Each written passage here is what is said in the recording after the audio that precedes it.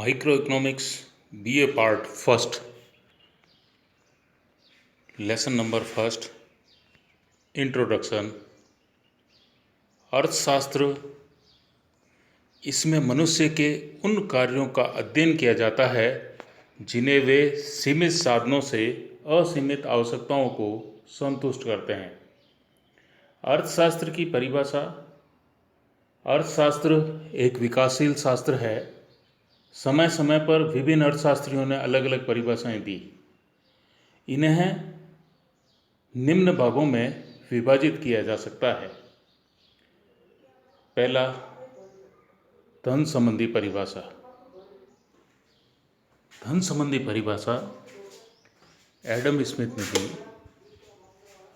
1776 में प्रकाशित पुस्तक an inquiry into the nature and causes of wealth of nations में दी। दूसरी परिभाषा है भौतिक कल्याण संबंधी परिभाषा। प्रोफेसर मार्शल ने 1890 में प्रकाशित अपनी पुस्तक प्रिंसिपल्स ऑफ इकोनॉमिक्स में दी। थर्ड परिभाषाएं हैं दुर्लभता संबंधी परिभाषा। 1932 में प्रोफेसर रॉबिन्स ने अपनी प्रकाशित पुस्तक an essay on the nature and significance of economic science नामक पुस्तक का प्रकाशन कर। फोर्थ, विकास केंद्रित परिभाषा।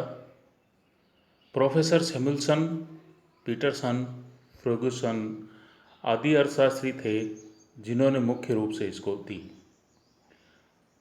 अब अपन अध्ययन जिसका करेंगे, अर्थशास्त्र क्या है। अर्थशास्त्र में मानवीय व्यवहार का अध्ययन किया जाता है। मानवीय व्यवहार प्रतिक्षण बदलता रहता है, इसलिए अर्थशास्त्र के नियम भी बदलते रहेंगे। लेकिन अर्थशास्त्र दो बातों पर आधारित है। आवश्यकताएं असीमित है एवं पूर्ति करने के साधन सीमित है। जब असीमित आवश्यकताएं हो और पूर्ति करने के साधन सीमित हो, तब एक नई समस्या जन्म लेती है जिसे चुनाव की समस्या कहा जाता है। असीमित साधनों से अगर अनंत आवश्यकताओं की पूर्ति करते तो किसी प्रकार की कोई समस्या उत्पन्न नहीं होती। लेकिन सीमित साधन है और आवश्यकताएं अनंत है, तब हमें चुनाव की समस्या उत्पन्न होती है। हम किस प्रकार से चुनाव करें कि एक मानव की अधिक से अधिक संतुष्टि प्राप्त कर सके, विकास एवं कल्याण का मार्ग प्रशस्त किया जा सके। अर्थशास्त्र की प्रकृति। अर्थशास्त्र विज्ञान है अथवा कला, यह दोनों है। विज्ञान क्रमबद्ध अध्ययन को विज्ञान कहा जाता है और किसी कार्य को सर्वोत्तम ढंग से करने को कला कहते हैं। अर्थशास्त्र में क्रमबद्ध अध्ययन किया जाता है और एक कुशल व्यक्ति ही इसे कर सकता है। अतः अर्थशास्त्र विज्ञान और कला दोनों ही है। अर्थशास्त्र की विषय सामग्री को 5 भागों में विभाजित किया जा सकता है: उपभोग, उत्पादन, विनिमय, वितरण और राजस्व। अगला पॉइंट अपन लेते हैं आर्थिक नियम। आर्थिक घटनाओं के कारण और परिणाम के पारस्परिक एवं सापेक्षिक संबंध का उल्लेख करने वाले सामान्य कथन होते हैं, इन्हें आर्थिक नियम कहते हैं। आर्थिक नियम की अनेक विशेषताएं होती है। आर्थिक नियम काल्पनिक एवं मान्यता प्रदान होते हैं। आर्थिक नियम सापेक्षिक होते हैं, जो देश काल एवं परिस्थिति के अनुसार परिवर्तित होते रहते हैं। आर्थिक नियम कम निश्चित होते हैं, ये उतने निश्चित नहीं होते जितने कि विज्ञान के नियम होते हैं। आर्थिक नियमों में प्राकृतिक नियमों के समान परिमाणात्मक शुद्धता नहीं होती है। अर्थशास्त्र की कार्यविधि मेथडोलॉजी इन इकोनॉमिक्स 2 रीतियां हैं, निगमन रीति और आगमन रीति। Deductive method and inductive method. सबसे पहले निगमन रीति, डिडक्टिव मेथड। इसमें मानव प्रकृति की कुछ आधारभूत सामान्य स्वयं सिद्ध एवं निर्विवाद बातों को आधार मानकर विशिष्ट नियमों का प्रतिपादन किया जाता है, अर्थात सामान्य से विशिष्ट की ओर चलती है, फ्रॉम जनरल टू पर्टिकुलर। दूसरा मेथड है आगमन रीति। इसमें विशिष्ट आर्थिक तत्वों के अध्ययन, निरीक्षण तथा प्रयोग के विश्लेषण के आधार पर सामान्य सिद्धांतों का प्रतिपादन किया जाता है। यह विशिष्ट से सामान्य की ओर चलता है, फ्रॉम पर्टिकुलर टू जनरल।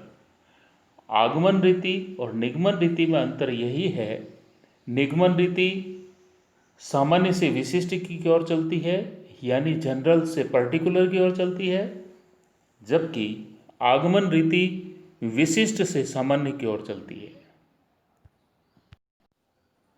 आर्थिक विश्लेषण को दो भागों में विभाजित किया है। सर्वप्रथम रैगनर फ्रिस ने 1933 में दो भागों में विभाजित किया, दो शाखाएं नाम दिया, व्यष्टि अर्थशास्त्र और समष्टि अर्थशास्त्र। व्यष्टि अर्थशास्त्र माइक्रो इकोनॉमिक्स कहलाया, समष्टि अर्थशास्त्र मैक्रो इकोनॉमिक्स कहलाया। व्यष्टि अर्थशास्त्र माइक्रो इकोनॉमिक्स, इसमें एक व्यक्तिगत आर्थिक इकाई जैसे परिवार, उपभोक्ता, एक फर्म, एक उद्योग आदि के आर्थिक व्यवहार का अध्ययन किया जाता है।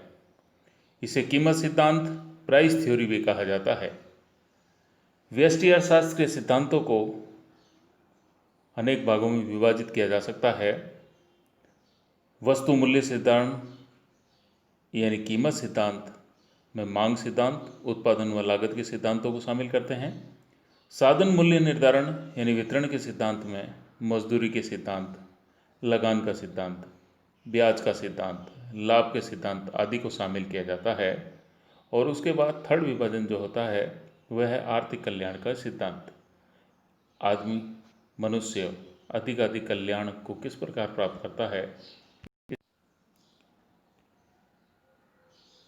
समष्टि अर्थशास्त्र मैक्रो इकोनॉमिक्स, इसमें अर्थव्यवस्था से संबंधित समूहों जैसे राष्ट्रीय आय, राष्ट्रीय बचत, राष्ट्रीय विनियोग, कुल रोजगार, कुल उत्पत्ति, सामान्य कीमत स्तर, आर्थिक विकास में उतार चढ़ाव आदि का अध्ययन किया जाता है। समष्टि अर्थशास्त्र में अनेक सिद्धांतों को शामिल किया जाता है, जैसे आय एवं रोजगार का सिद्धांत, सामान्य कीमत स्तर का सिद्धांत, आर्थिक विकास का सिद्धांत, वितरण का समष्टिगत सिद्धांत, मजदूरी व लाभ के सापेक्ष अंश के रूप में। व्यष्टि और समष्टि अर्थशास्त्र में अंतर। व्यष्टि अर्थशास्त्र में व्यक्तिगत इकाइयों के आर्थिक व्यवहार का अध्ययन किया जाता है, जबकि समष्टि अर्थशास्त्र में संपूर्ण अर्थव्यवस्था के आर्थिक व्यवहार का अध्ययन किया जाता है। व्यष्टि अर्थशास्त्र को कीमत सिद्धांत भी कहा जाता है, जबकि समष्टि अर्थशास्त्र को आय सिद्धांत कहा जाता है। साम्य या संतुलन की स्थिति अर्थशास्त्र या अर्थव्यवस्था में कब होगी? परस्पर विरोधी शक्तियां जहां एक दूसरे को काटती है उसे साम्य या संतुलन का बिंदु कहा जाता है। आंशिक साम्य, इसका संबंध किसी एक विशिष्ट इकाई से होता है, जैसे एक फर्म या एक उद्योग का साम्य। सामान्य साम्य, इसमें संपूर्ण अर्थव्यवस्था में साम्य की स्थिति होती है। यह अर्थव्यवस्था के सभी अंगों के पारस्परिक निर्भरता पर बल देती है। आर्थिक प्रणाली वह वैज्ञानिक एवं संस्थागत ढांचा है जिसके द्वारा उत्पादन के साधनों तथा उनके द्वारा उत्पादित वस्तुओं एवं सेवाओं के उत्पादन, उपभोग, विनिमय, वितरण आदि आर्थिक क्रियाओं पर सामाजिक नियंत्रण होता है। अर्थशास्त्र का मुख्य आधार है मानवीय आवश्यकताएं अनंत होती है और उसके पूर्ति के साधन सीमित होते हैं। इससे चयन की समस्या उत्पन्न होती है और सीमित साधनों से अनंत आवश्यकताओं की पूर्ति किस प्रकार से की जाए, इसका चयन किया जाता है। अर्थशास्त्र के नियमों को दो भागों में विभाजित किया, स्थैतिक अर्थशास्त्र एवं प्रायोगिक अर्थशास्त्र। स्थैतिक अर्थशास्त्र और प्रायोगिक अर्थशास्त्र में क्या अंतर है? स्थिर अर्थशास्त्र में स्थिर अर्थशास्त्र का अध्ययन किया जाता है, जबकि प्रायोगिक में परिवर्तनशील अर्थशास्त्र का अध्ययन किया जाता है। स्थैतिक अर्थशास्त्र में संतुलन की अंतिम तिथि का निर्धारण करना होता है, जबकि प्रायोगिक अर्थशास्त्र में समय के उत्तरोत्तर क्षणों की विभिन्न अवस्थाओं में आंशिक संतुलन का पता लगाना पड़ता है। स्थैतिक अर्थशास्त्र में समय का विशेष महत्व नहीं होता है, जबकि प्रायोगिक अर्थशास्त्र में समय तत्व को प्रधानता दी जाती है। स्थैतिक अर्थशास्त्र निगमन प्रणाली पर आधारित होता है, जबकि प्रायोगिक अर्थशास्त्र आगमन प्रणाली पर आधारित होता है। स्थैतिक अर्थशास्त्र में अर्थव्यवस्था को प्रभावित करने वाले तत्वों को स्थिर मान लिया गया है, जबकि प्रायोगिक अर्थशास्त्र में प्रभावित करने वाले तत्वों को परिवर्तनशील माना गया है। स्थैतिक और प्रायोगिक अर्थशास्त्र में कुछ अंतर थे जो इस प्रकार थे। ये इंट्रोडक्टरी पार्ट है। इस इंट्रोडक्टरी पार्ट में हमने अर्थशास्त्र के बारे में कुछ जो टर्मिनोलॉजी संबंधी समस्याएं थी या उनका अध्ययन किया था।